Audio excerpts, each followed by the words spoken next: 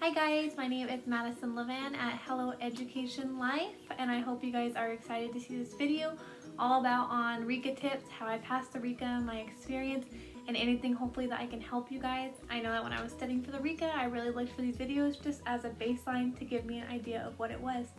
I hope you guys liked the video, and please like, subscribe, and comment to this video if it helped you or if there's any tips that you really liked.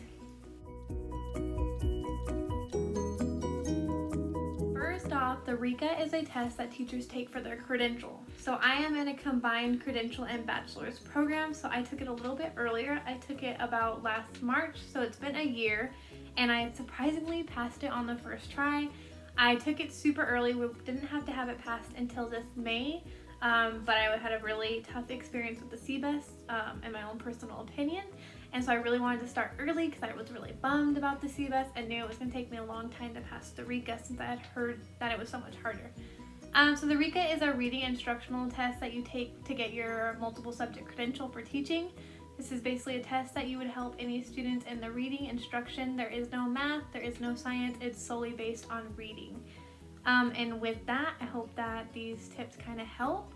So I'm first going to start off with my experience. So I was thinking about taking the Rica early and went on the Rica website and signed up, and the closest they had for signups was about 2 to 3 months out, and I didn't want to wait that long.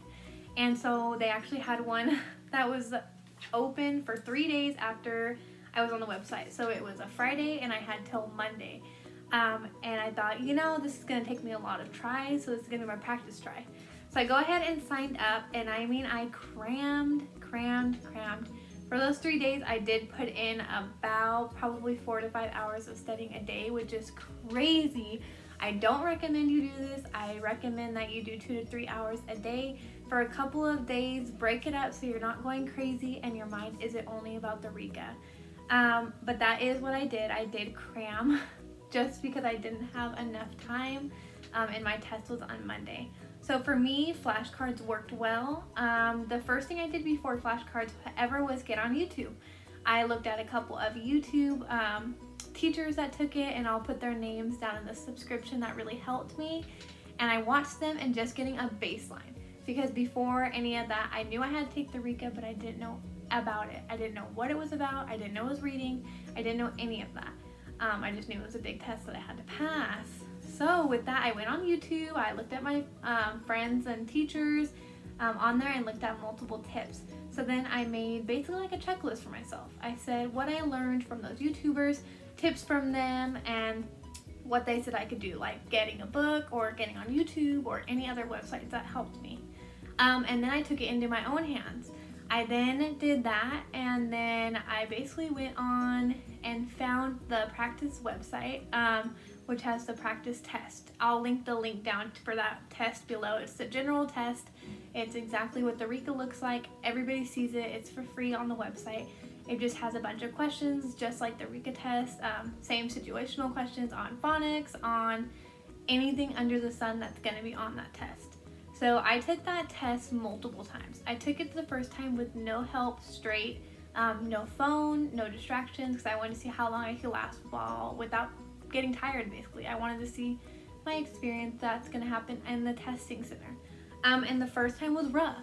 I missed probably 50% of it, and that's just the reality of it. I didn't know any of the material, and I missed a lot of it. So then on the ones that I missed, I went back and looked at why I missed it. Maybe I didn't know what a phoneme was. I didn't know what a morpheme was. And then I looked up what it was. So I basically went through that test multiple times until I was able to get a perfect. And perfect is not what you want. You just want to pass it. But I just needed to know the material on the practice test because I knew the general material would be on the Rica. So that's what I first did. After that, I got a little bored.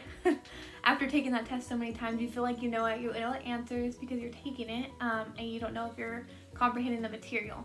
So then I got on YouTube again, and I found Distance Prep, which is a guy on YouTube. I will link him down below. I will post a video of me with his YouTube channel because I think this is why I passed this guy. Okay, here is his YouTube channel, Distance Prep. Of course, subscribe to him. He's amazing. He goes over every part of the Rica. If you guys need help, he's here. You have to subscribe. He has so many videos. He has tons. I mean, 20 videos on the Rica, each section, how you should answer it, and he goes through how they quiz you, how they test it, and how they grade it. And that was the biggest thing. And I mean, I praised this guy. For the next 3 days, I watched that. No TV, no phone. I watched Distance Prep. And that's what I lived by. I didn't have a Rica book. It was 3 days. I didn't have the test book they recommend you getting. So I don't think it's necessary. I think you can pass it just studying by yourself with YouTube, with help, as long as you have determination, which I'm sure all of you do. But I didn't use a book, so I don't think it's mandatory to buy the $50 book. But if you can, I'm sure it would help a little bit, or it would help a lot. I've never read it. I've never looked at it, but I know it's really popular.